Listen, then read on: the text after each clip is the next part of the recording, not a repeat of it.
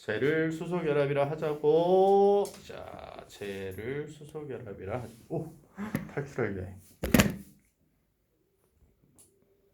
동영상을 보고 있는데 화면이 튀고. 너무 적지 않니? 그러면 수소결합 물질이 굉장히 광범위해야 되는 거지. 원래 수소결합의 정의는 이렇게 된 거였어. F랑 H가 F 그 옆에 주기율표의 왼쪽에 있는 O와 H가 결합되어 있는 얘네들로 나타나는 모든 것. 그 옆에 얘가 어떤 모양이 달려 있어도 관계 없다는 거야. 그쪽은 수소결합이라고 얘기할 거야. 다시 FON에 H 달려 있는 그 옆쪽에 어떤 게 달려 있어도 얘도 관계 없다고. 얘는 수소결합이라고 얘기할 거야. 수소결합. 얘가 수소결합이 아니잖아요. 맞아. 얘를 포함한 그 옆에 분자와 그 옆에 분자와 그 옆에 분자가 가지고 있는 결합을 수소결합이라고 합니다. 그러면 이렇게 세 개밖에 없니? HF는 이합체라고 얘기해. 대칭 형태를 띄어서 얘네들은 분자량을 조사해 보면 수소결합 두 개가 쌍을 이루어서 마치 이게 한 덩어리처럼 측정이 되어지는 아주 중요한 특징을 가져. 이합체. HF는 수소결합을 한대. 이 분자와 이 분자 사이에 수소결합이야. 그러면 H2O 이게 굉장히 다양하다는 거지. 제일 먼저는 세포 구성 중에 단백질 구조, 아미노산, 세포 구조 중에 아미노산 같은 애들, 그리고 DNA 구조에서도 양쪽에 마주보고 있는 염기 배열들이 단백질은 결국엔 얘는 뭐의 주성분이 되는 거야? 세포의 주성분이 되는 거야. 생명체의 수소결합은 굉장히 특징적인 현상이 되는 거지. DNA는 우리가 유전 물질로 알려진 거야. 이런 것들 거의 대부분이 다 수소결합을 포함해서 나타나는 강력한 결합을 가지고 있어. 굉장히 중요한 내용이 될 거라는 거지. 어쨌건 얘네들을 수소결합이라 해. 그러니까 당연히 분자 사이의 인력이 굉장히 큰 것 때문에 나타나는 여러 가지 특징들이 있을 건데 그 여러 가지 특징들을 배웠던 앞쪽의 것들을 정리해서 배우자가 이 단원의 목적이야. 녹는 점, 끓는 점 당연히 분자 간 인력이 크니까 정리해 볼래? 그냥 한마디로 몇 가지를 정리해 보자. 어떨까를 예측해 보라고. 다른 물질에 비해서 비슷한 분자량을 가지고 있는 물질들일 경우 해보자. 녹는 점, 끓는 점은 어떻겠니? 당연히 다른 물질에 비해서 높다. 분자 간 인력이 강하니까 쉽게 못 끊어져. 못 날라가. 그러니까 녹는 점, 끓는 점이 높아. 도대체 H2O는 분자량이 얼만데? O2는 36인데 미안 16짜리 2개 32인데 얘 25도씨에서 뭔데? 물이요. 액체인데. 얘 25도씨에서 뭔데? 기체. 그래서 이제 기체라는 거지. 어디까지 기체야? 영하 183도까지 기체. 그러면 얘는 벌써 여기에서 분자량이 비슷한 걸로 비교하는 거야. 쉽게 얘는 수소결합이고 아니니까 얘는 쉽게 기화돼서 그냥 비슷한 분자량의 애들은 날아가 버리는데 분자 간 인력이 약하니까 분자 간 인력이 강해서 자그만치 얘는 몇 도? 얘랑 거의 한 200도씨 차이 날 동안 계속 액체 상태를 유지할 수 있는 물질이라고. 어마어마하게 강한 거라고 생각해 줘야 된다고. 영하 183도까지 얘 비교 대상이 아닌 거지. 이해되나? 자, 해서 분자가 녹는 점, 끓는 점 높아. 당연히 용해시키는 용해열이나 다시 용해열이나 기화열 같은 것들도 당연히 클 수밖에 없다. 액체가 될 때 필요한 열, 용해열, 그 다음에 기화열 이런 것들이 전부 다 크다. 당연하겠지. 저 두 개는 정말 당연한 거다. 분자 간 인력이 강했어. 그래서 니네 책에 52쪽 녹는 점, 끓는 점 비교되어 있고, 자 53쪽에 용해열, 기화열 비교되어 있는데 그럼 꼭 알아두자. 자, 세 번째 밀도인데 대부분 밀도는 물은 대부분의 액체에 비해서 밀도가 굉장히 큰 물질에 속해. 밀도 1, 상온에서 밀도 1. 그거보다 큰 애들은 상온에서 액체이면서 밀도가 물보다 큰 것들은 무수히 많아. 정말. 근데 비슷한 분자량에서 라고 얘기하는 거야, 항상. 수은 밀도가 물보다 13.6배 커. 다시. 수은의 밀도가 물보다 몇 배 크다고? 13.6배가 더 커. 결과적으로 똑같은 부피를 달아서 이렇게 가지고 질량을 비교해 보면 수은이 13.6배가 더 크다고. 그러니까 물로 진공 실험을 하면 10m 올라가야 되는데 수은주로 하면 76cm가 끝이야. 1m가. 수은으로 하는 게 훨씬 더 효과적일 거라는 거지. 될까? 그러면 물의 밀도는 얼마인데? 1g 세제곱센티미터? 맞니 여기? 1g 세제곱센티미터?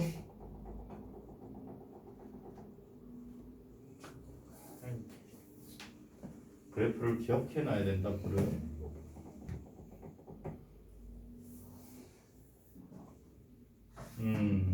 몇을 경계로? 0도씨를 경계로. 4도씨 일대 밀도가 최대를 나타내. 다시 물은 4도씨 일대 밀도가 가장 큰 값을 나타내. 그래서 물 1g 세제곱센티미터는 4도씨에서를 얘기해. 밀도가 가장 클 때. 자, 그러면 밀도가 왜 큰지에 대한 걸 얘를 이해하려면 이 그래프랑 이 그래프가 같이 기억되어지면 좋겠다. 뭐냐면 온도에 따른 부피 관계야. 자, 0도씨의 기준으로 해서 0도씨에 물과 얼음을 비교해 보면 당연히 물하고 얼음 중에 물이 부피가 더 작고 무조건 0도씨의 물하고 얼음이 되는 과정에서 한 10% 정도 물에 갈 수 있는 부피가 증가한다는 거야. 다시 0도씨에 물과 얼음을 비교하자 부피는 얼음이 더 크다. 대부분의 모든 물질은 고체가 부피가 가장 작아. 부피를 얘기하자고 하면 고체가 제일 작고 그 다음에 액체고 그 다음에 기체야. 그런데 뭐만 예외로 기억하라고? 물만 예외로 기억하라고. 액체인 얘가 제일 작고 고체인 얼음이 더 커서 겨울철에 물이 얼면서 수도관이나 이런 것들이 터지는 이유가 얼음이 되면서 부피가 늘어나기 때문에 그래. 온도가 더 내려가면 무조건 분자 운동이 느려져서 얘네들이 간격이 좁아질 수밖에 없다고. 철길 같은 경우 여름철에 철로가 늘어나요. 이렇게 대답해야 돼. 겨울철에는 줄어들어요. 이렇게 대답해야 되고. 그런데 물만 특징적으로 고체와 액체 사이의 부피 관계가 다르다는 거지. 수증기야. 얘가 부피가 거의 한 1700배 증가해. 얼음이 되면서 약 10% 정도 증가하고 약이야. 그 얘기 물이 얼음이 되면 부피가 늘어난다. 그러면 4도실 때 부피가 제일 작고 이런 그래프가 생기는 거야.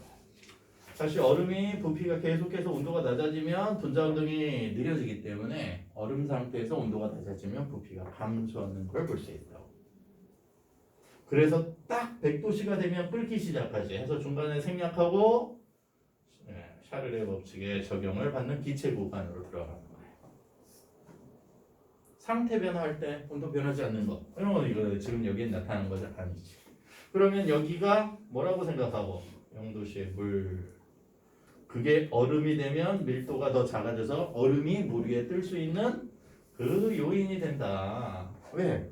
같은 질량의 지금 부피 변화만 보고 있는 거지. 밀도는 어떻게 표현할 거니까. 밀도는 부피분의 질량인데 지금 알갱이수 원자수는 그대로 얘는 지금 불변인 상태로 부피만 달라지고 있다는 거야. 부피가 달라지니 밀도가 달라져. 밀도는 뜬다 가라앉는다를 결정하는데 물 위에 얼음이 뜰 수 있는 건 밀도가 물보다 얼음이 작아서라고 얘기하죠.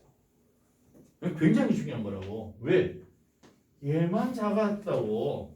이럴 때는 그러면 일어나지 않는 현상이 이럴 때는 일어난다는 거지. 이럴 때 안 일어나던 대표적인 현상이 어떤 거야? 어느 점 밑으로 온도가 내려가면 대부분의 물질은 액체가 고체가 되면서 무거워져서 밑으로 가라앉는다고. 다시 새로 그러면 얘가 또 생기면 밑으로 가라앉는다고. 그래서 그냥 순간적으로 얘가 어느 점 미치면 시간이 지나면 전부 다 얼어버린다고. 그런데 물은 어떻게 된다고? 온도가 내려갔어. 밀도가 얼음이 됐는데 얘가 더 작네. 밀도 분포가 어떻게 나타나? 4도씨, 3도씨, 2도씨, 1도씨, 0도씨. 여기 천천히 얼어가겠지? 얼어도 계속 떠있다고. 결과적으로 아무리 추운 겨울날도 영하 20도씨야. 시간이 경과하면 위에서부터 차곡차곡 열이 전달되어서 아래쪽에 얼음의 두께가 커지겠지만 제일 바닥 면의 온도는 몇 도씨를 유지해? 4도씨를 유지해. 밀도가 제일 크잖아. 물고기가 죽지 않고 물풀이 죽지 않고 살아날 수 있는 아주 중요한 근거가 된다. 활동성은 느려지겠지. 변온동물이니까. 그렇지만 살아나갈 수 있는. 전체가 얼면 뭐 그러면 그건 이제 얘기할 거리가 아닌 거고. 그 정도로 오랫동안 같은 현 상태를 유지할 수 있다. 이게 시간이 경과하면 이렇게 될 거라는 거예요. 걔 얼음 양은 늘어났어. 그래도 4, 3, 2, 1 양을 유지할 수 있다. 밀도가 4도씨에서 가장 밀도가 커서 4도씨의 물이 온도는 몇 도씨? 4도씨까지 낮아지면 이 분포의 온도 분포를 나타내면서 나타납니다. 그대로 있을 수 있다.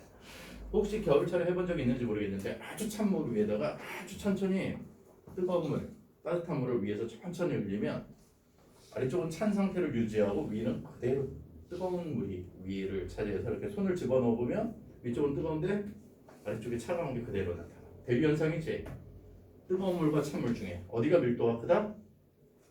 뜨거운 물과 찬물 중에 어디가 밀도가 크다? 찬물이 밀도가 커서 찬 건 아래로 가라앉고 뜨거운 건 위로 올라간다. 그래서 물을 혼합할 때도 그렇게 그대로 적용되는 거야 실제로. 혼합할 때도 찬물을 목욕을 할 때 찬물 받고 뜨거운 물 받았어. 이렇게 받은 거랑 뜨거운 물 받고 찬물 받았어.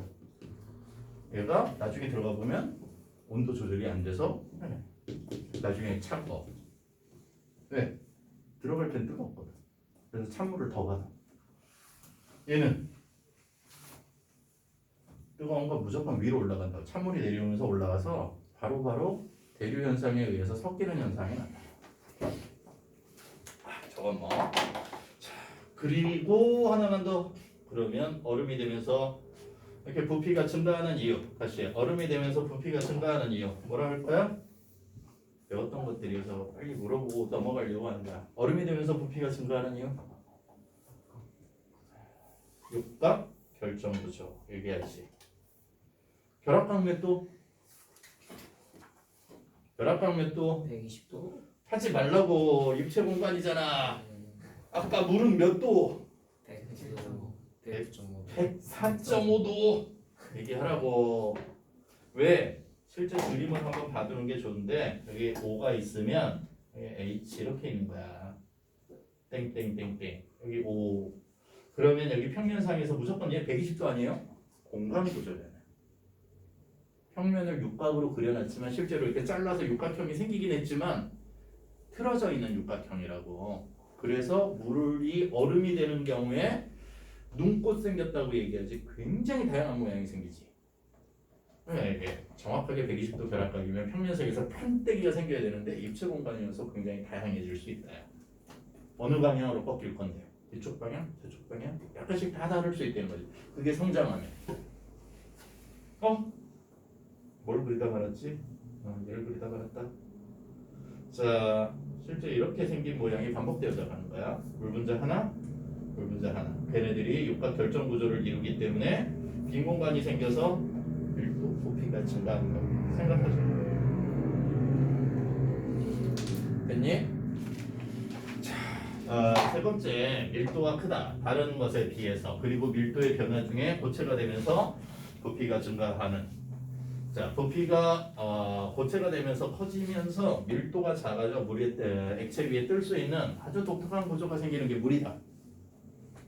네 번째, 두 번째, 비열이 크다. 기억해야 돼.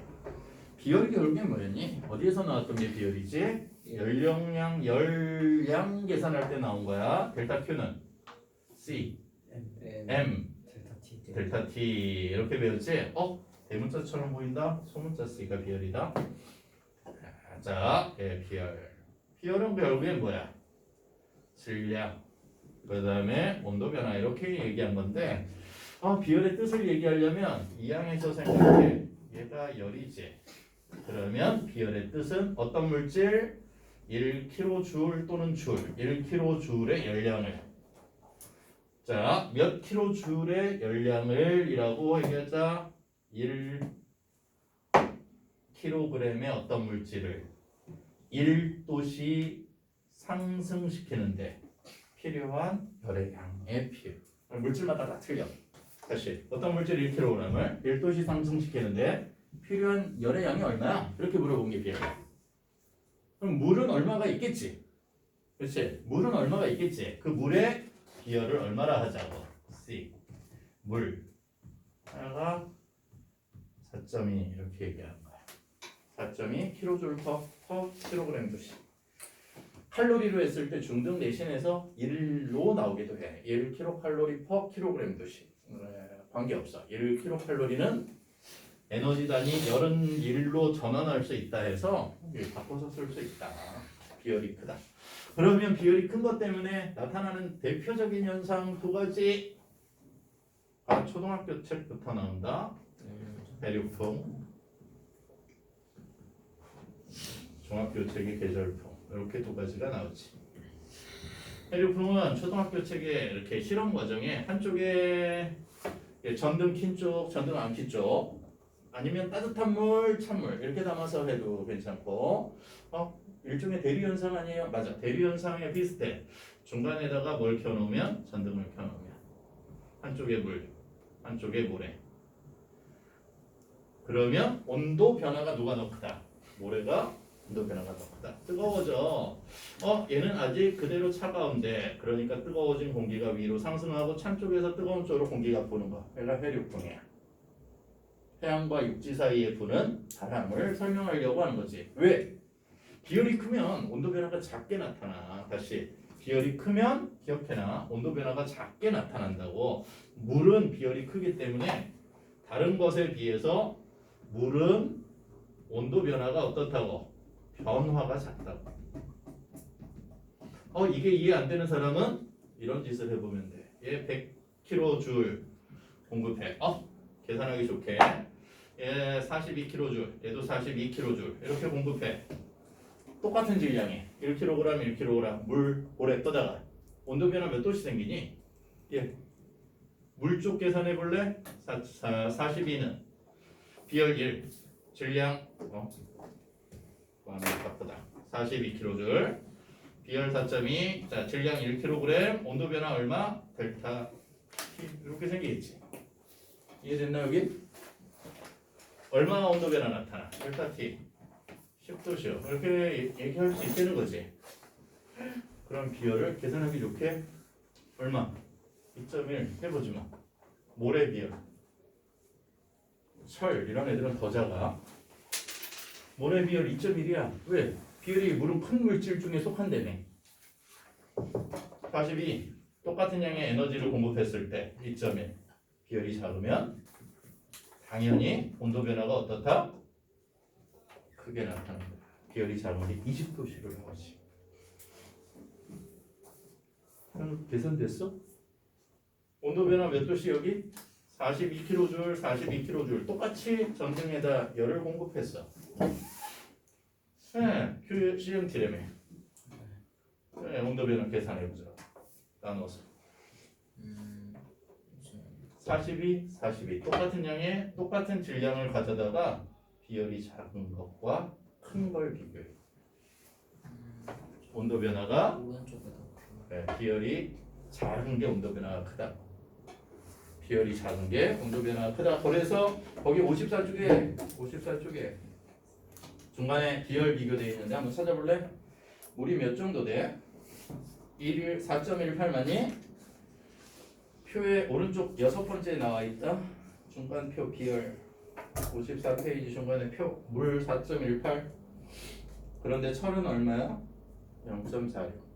아니, 금속의 비율은 굉장히 낮아서 여름철에 물의 온도 변화보다 철의 온도 변화는 자 거의 물보다 거의 몇 배 정도, 10배 정도 차이 난다고.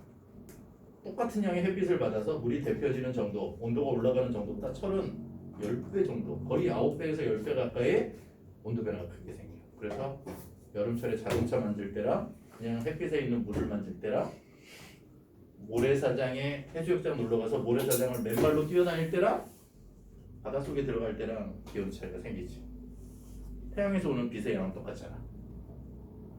그래서 우리 사람의 몸이 지구가 물로 덮여 있고 사람의 몸이 물로 되어 있는 게 온도 변화에 굉장히 유리해지는 거야. 똑같은 양의 햇빛을 받아도 사람의 몸이 3분의 2가 물이잖아. 온도 상승이 그렇게 크지 않다고. 모래나 철 이런 것들과 비교해보면 극단적으로 비교할 수 있지. 방향은 그러면 어떻게 결정할 거야? 계절풍. 내가 그리는 우리나라가 너무 황당해서 뭐라고 하는 사람들이 굉장히 많지만 그냥 그릴 거야. 자, 우리나라. 자, 원망을 해도 할 수 없어. 내가 그림을 잘 못 그리기 때문에. 여름철에 부는 바람 어떻게 얘기할래? 여름철에 부는 바람. 지구과학 같은데. 여름철에 어디가 상승하는지를 얘기해. 대륙하고 바다. 어디가 온도 변화가 크게 나타나? 덮여져서 대륙 쪽. 상승. 그러면 남동 계절풍 이렇게 쳐요. 맞아? 겨울철엔 그러면 어디가 온도가 높아? 더 빨리 내려가는 곳이 있을 거라는 거지? 그냥 더 낮아. 기온을 찾으라고. 기온 낮다고 얘가 높다고.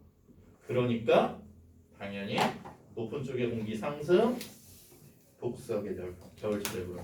그래서 겨울철은 대부분 중국이나 시베리아, 동국이나 러시아 쪽에 영향을 받는 거고 기후의 거의 큰 부분이 여름철엔 남태평양에 영향을 굉장히 많이 받는 거야. 그래서 고온 다습한. 얘는 저온, 한랭, 건조. 겨울철의 특징. 그래서 봄, 가을까지 계속 이어지는 겨울철의 산불 뭐 이런 것들이 이런 특징 때문에 생기는 거야.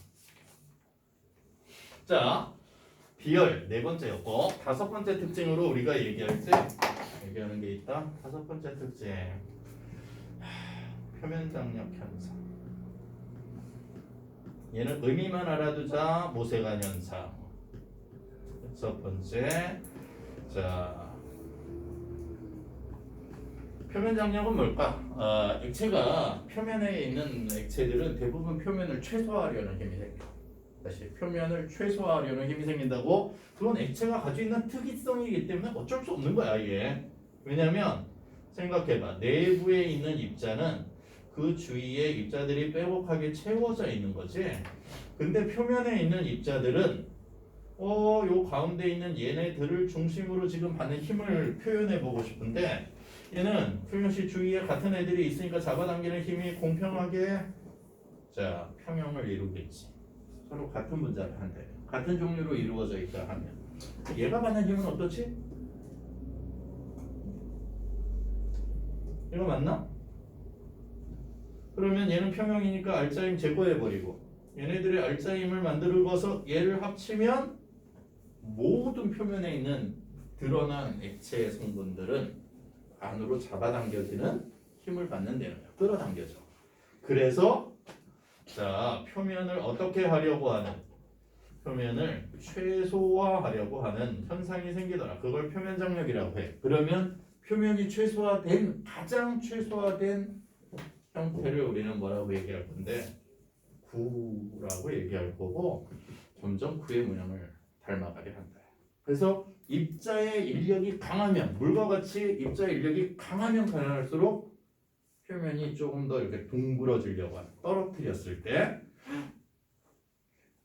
우유 떨어지고 우유방울 한 방울 떨어져서 이렇게 왕관 생기는 것들 주르륵 본 적 없어도 물방울이 동그랗게 그 형태를 유지하려고 하는 것들 플립에 맺혀 있는 이슬 동그랗지 그런 것들이 전부 다 뭘로 설명되어지는 거야? 표면 장력으로 다 설명되어지는 거야. 그러면 인력이 더 크면 더 동그랄 거 아니야. 수은 깨진 거 본 적 있어? 정말 이렇게 바닥 이런 데에서 정말 완벽하게 동그란 걸 유지하고 굴러다녀. 이거 손으로 이렇게 휴지 같은 걸로 흡수시켜도 흡수도 안 돼. 이렇게 밀면 이렇게 떨어진 작은 공이 조그만한 공 구슬이 만들어지는 거죠. 이렇게 움직여서 묻히면 다시 퍼지고. 어릴 때 정말 신기하게 그걸 내가 경험한 경험이 있어서 너무 신기해서 선생님한테 혼났겠지. 당연히 그 수은 어디서 났겠어? 과학실에 수온 온도계를 깨트려서 생긴 거겠지. 깨트렸을까? 그게 떨어져서 내가 실수로 깨진 걸까? 어릴 때 나의 성향으로 봤을 때 굉장히 내가 내성적인 성향으로 봤을 때 내가 던져서 깨트리진 않았을 것 같아. 깨졌는데 치우다 보니 경험한. 찾아볼래? 거기 55쪽에 표면 장력. 온도에 따른 표면 장력 나오고 물질에 따른 표면 장력이 나오는데 물의 표면 장력을 찾아보면 다른 액체에 비해서 굉장히 크다는 거야. 72.8. 소는 어마어마하지. 476이야. 그래서 아래쪽 얘 빨리 한번 읽어둘래? 4번 표면 장력 때문에 생기는 현상들이 소금쟁이가 물에서 떼는 것도 표면 장력 현상으로 설명하고 폴리페 맺힌 이슬 둥근 모양 차지하는 거, 두 개의 이슬이 뭉쳐지면 큰 하나의 물방울이 생기는 거, 종이배 뒤쪽에 비눗물을 묻혀서 흘리면 실제로 그 반대 방향으로 배가 나아가는 그런 현상들도 역시 표면 장력의 설명으로 이해돼. 클립이 거의 잘 안 된다고 얘기하는 사람들이 많은데 유튜브나 이런 데 찾아보면 클립을 계속 떨어뜨렸는데 물이 그런 모세관 연습에 넘쳐서 구형이 될 때까지 계속 클립이 들어가는 거, 또는 클립이나 바늘 같은 게 물 위에 떠 있는 그런 현상들조차도 다 표면 장력으로 설명한다. 그 다음에 돌 던져서 물에 통통 튀어나가는 물수제비 역시 표면 장력으로 설명할 거라. 분자간 인력이 강해서 나타나는 마지막 특징으로 우리가 설명하는 게 모세관 현상인데 말뜻 그대로야. 얘는 현상 두 개를 이해해 두자고. 관양, 새, 아주 미세한 관양. 관이 가늘어지면 가늘어질수록 어떤 현상이 생기느냐? 그래서 중1 과정에 액체 부피될 때 니네 액체는 어떻게 된다고 배웠어? 이렇게 된다고 배웠어. 그쪽이 약간 올라가. 어디를 읽어야 된다고? 부피될 때. 맨 아래. 중심이라고 기억하지. 아래라고 기억하면 안 돼. 왜냐면 수온을 담아 놓으면 수온은 이렇게 생기기 때문에 그래. 액면의 중심을 읽는 거야. 항상. 방향은 높이는 같은 곳에서 위에서 내려다 봐도 안 되고 아래에서 올려다 봐도 안 돼. 아래에서 올려다 보는 건 대부분 위에서 아래로 내려다보는 건 대부분 실험실에 있는 모든 학생들의 시선이 저거기 때문에 그래. 이렇게 높이를 낮추면 10분의 1까지 어림에서 읽을 때 그 어림에서 읽는 값조차도 최대한 정확한 값이면 좋다고. 그러면 여기 이게 끝쪽에 이렇게 올라가는데 이게 왜 올라가느냐? 분자간 인력이 강해야 돼. 얘는 왜 생기느냐면 이 두 가지 때문에 생겨. 물 분자 사이에 물 분자 사이에 잡아당기는 힘을 이 모세관 현상 할 때 우리는 뭐라고 표현하냐? 응집력이라고 하는데 물 분자 사이의 응집력이 굉장히 크다는 거야. 또 한 가지 특징이 있는데 유리랑 물 사이에 잡고 있는 힘, 얘를 부착력이라 하는데 이 부착력도 다른 물질에 비해서 굉장히 크다는 거야. 부착력이 굉장히 약한 쪽이야. 얘는 수은 원자와 수은 원자 사이의 응집력은 굉장히 강해. 그런데 유리랑 부착력은 약해. 지네들끼리 동그랗게 그냥 뭉쳐 있는 거야. 땅바닥에 떨어뜨렸을 때 보는 거. 그런 것도 결국엔 마찬가지. 부착력이 굉장히 커. 그래서 쟤를 설명할 때 우리는 보통 이렇게 설명해. 액체가 물이 있는데 부착력이 강하니까 얘가 이렇게 끌려 올라갔어. 부착력이 강해서 강해서 끌려 올라갔어. 그런데 얘가 올라오니까 그 옆에 있는 애를 끌어당길 수 있는 부착력이 강하니까 여기 그 옆에 있는 애가 끌려오는 건 응집력으로, 처음에 얘가 끌려 올라가는 건 부착력으로. 그치?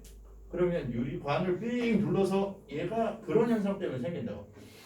부착력 때문에 끌려 올라가고 그 다음 분자를 응집력 때문에 같이 끌어올리고 그래서 이렇게 유리관 주위로 삥 돌아가면서 이렇게 약간 따라 올라가는 현상이 생긴다고.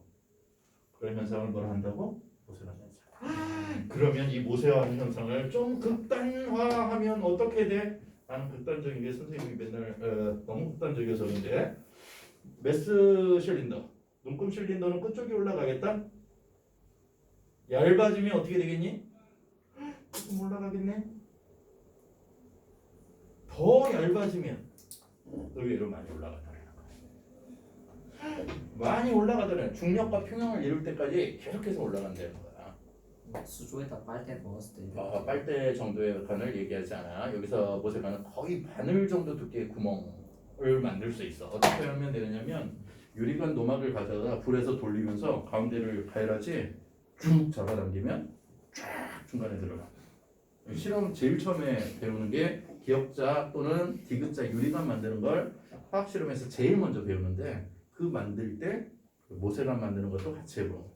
물론 재수없게 너무 세게 잡아당겨서 많이 잡아당기면 뾰족한 바늘이 생기는 거고 여러 번 하다 보면 운 좋게 정말 이렇게 가는 안에 공기가 지나갈 수 있는 통로가 만들어요. 그런 걸 끊어서 모세관으로 쓰는 거야. 아주 가는 거. 올라가.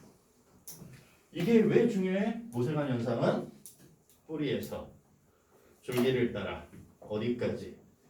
잎에서 잎까지 물이 상승하는 원동력 중에 가장 큰 원동력이 증산작용이고 그 다음에 뿌리압, 근압이라 하지 이런 것도 상승 요인에 속해.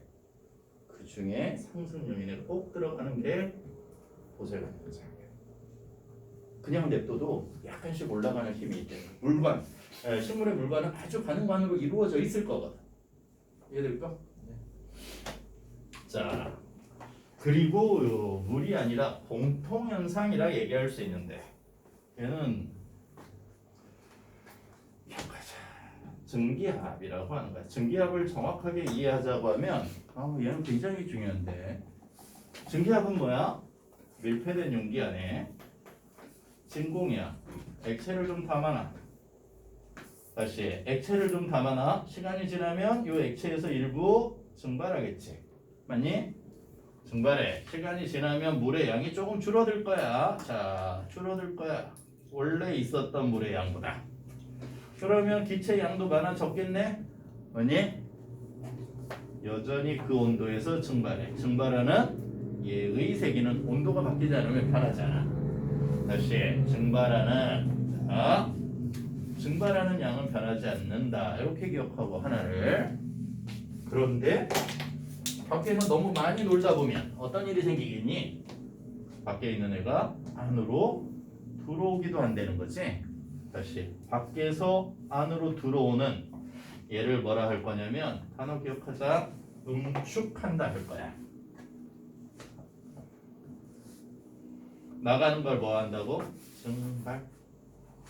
일부 들어와 응축. 다시 나가 들어와 응축.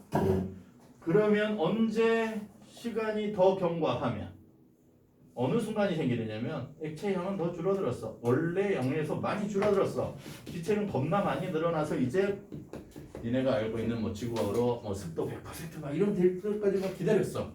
그 정도까지 되는 날도 있고 기온에 따라 좀 다를 수 있겠지만 어쨌건 많아졌어. 나가는 증발과 들어오려는 응축이 같아서 물의 양이 더 이상 변하지 않아. 시간이 지나면 이렇게 줄어들었거든. 계속 줄어들었어. 어느 순간 변하지 않아. 요때 용기 내 압력 기압기 측정할 수 있어. 수온기압기 발전다 놓는 거야. 안에다 그을려서 그냥 설치해 놓는 거야. 가장 무식한 짓이지만 수온기압기가 가장 정확한 기압계로 우리는 사용해. 그러면 요때 증기 내 압력 얘를 뭐라고 한다고? 증기압력 줄여서 증기압이라고 한다. 그러면 요 증기압이 이렇게 측정이 되겠다. 처음에 응축되어진 것들이 별로 없었는데 응축되어지는 응축 속도와 증발 속도가 결국엔 같아지는 순간이 생기는데 이때 이걸 우리는 동적 평형 상태에 도달한다고 얘기하고 평형인데 날아가는 애와 들어오는 애가 같아서 멈춰 있는 게 아니라 계속 나가고 들어오는데 그 양이 일정하게 유지되는 내가 동적 평형 상태라고 얘기하면서 이때 액체의 양에 대한 양에 관계없이 늘 일정한 기압을 나타내더라고. 그걸 증기압이라고 한다. 근데 그러면 한번 생각해봐. 두 가지를 생각해 볼 수 있는데 물과 다른 액체. 물은 분자간 인력이 크다 했잖아. 잘 못 날아가겠지. 그럼 다른 액체는 일반적으로 더 쉽게 잘 날아가는 애. 예를 들어서 다른 액체 알코올이야, 에탄올이야. 그러면 증기압을 비교하면 잘 날아가는 애가 증기압이 낮고 잘 날아가는 애가 증기압이 물은 증기압이 낮고 잘 날아가는 다른 액체들이 증기압이 훨씬 더 높더라. 왜? 분자간 인력이 강하니까 액체 상태에서 기체로 잘 바뀌지 않는 거야. 이거 이해돼? 형이 슬슬 지쳐서 이제 자, 두 번째 온도에 따라 온도가 높아지면 온도 상승에 따라 증기압도 같이 어떻게 되더라? 상승하더라. 비례하는 건 아니지만 그래서 증기압 곡선은 나중에 굉장히 중요할 거다. 뭐가 되면?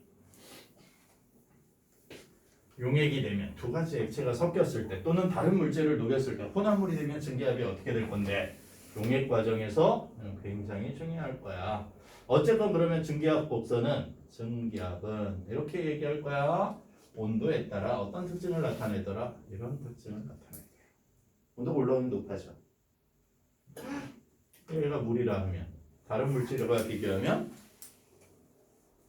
알코올은 증기압이 똑같은 온도에서 더 높아. 이렇게 비교하고. 그 얘긴 이렇게 얘기하면 돼. 얘를 근데 헷갈려서 계속 틀려. 분자간 인력이 얘를 그래서 이제 풀어서 적는데 작을수록 하자. 분자간 인력이 작을수록 증기압은 어떻다? 자, 현우에 대답해봐. 50%의 확률인데 분자간 인력이 작을수록 분자간 인력이 작을수록 증기압은 잠시만요. 작을수록 작다. 그래 높다. 아 정신 차리라고. 잘 날아간다고. 작다. 작을수록 높다. 기억하라고. 잠깐만요. 잘 날아간다고. 분자간 인력이 작으면 쉽게 잘 날아가서 증기압이 높게 나타난다. 다시 알코올하고 물 중에 물이 분자간 인력이 더 강하다고. 쉽게 잘 날아가는 애들이 증기압이 낮아진다고. 높아진다고. 쉽게 잘 날아가는 애들이 기압이잖아. 기체가 되어서 그 기체의 알갱이 때문에 나타나는 게 증기압력이니까. 그럴까? 자, 다는 못 보겠지만 일종의 결근 심화 과정이어서 고체는 오늘은 이 정도만 정리하고 실제 가지고 있는 금속 결정의 분자 구조는 다음 시간에 조금 더 추가로 설명해 줄게. 고체 결정 구조를 얘기할 때 우리는 크게 비결정성 고체랑 그 다음에 결정성 고체 이렇게 두 가지를 배우는데 이 비결정성 고체의 대표적인 게 녹는 점 끓는 점이 일정하지 않은 애들이야. 대표적인 게 유리, 엿, 고무 이런 애들이야. 규칙적으로 쌓이지 않았어. 규칙적이지 않으니까 장소에 따라 녹는 점 끓는 점이 다 틀려. 그러니까 굳이 규칙적이지 않은 걸 화학에서 보지 않는다는 거지. 그냥 설명으로만 본 거야. 그러면 결정성 고체를 배우게 되는 거지. 규칙성을 가지고 있는 거야. 얘네는 그 결정성 고체 네 가지를 먼저 배웠다. 그래 너 화학원 했잖아. 고체 결정성 고체 네 가지를 우리가 배웠다고. 크게 무슨 가지고 있는 고체 네 가지, 결정성 고체 네 가지를 배우는데 첫 번째 니네가 제일 먼저 기억나는 게 금속 결정 이렇게 얘기해야 돼. 그 다음에 두 번째 이온 결정. 얘는 무슨 결합으로 이루어진 거야? 금속 결합으로 이루어졌겠지. 이온 결정은 무슨 결합으로? 이온 결합으로 이루어졌겠지. 근데 공유 결합으로 이루어진 걸 두 종류를 배운 거야. 공유 결합으로 이루어진 두 종류 뭐였지? 재원아 뭐였니? 재원이도 정신줄을 같이 놨지 지금. 자, 딴짓하다 걸렸거든. 자, 크게 두 가지 본 거야. 뭐 먹었니? 공유 결정하고 얘를 다른 말로 원자 결정 이렇게 배운 거야. 그 다음에 분자 결정. 이렇게 네 종류의 결정 구조를 배운 거야. 무슨 얘기야? 둘 다 무슨 결합으로 이루어진 거야? 공유 결합으로 이루어진 거야. 고체 종류는 이렇게 네 가지 종류. 규칙적으로 쌓인 건 저 네 가지밖에 없어. 이렇게 대답하라고.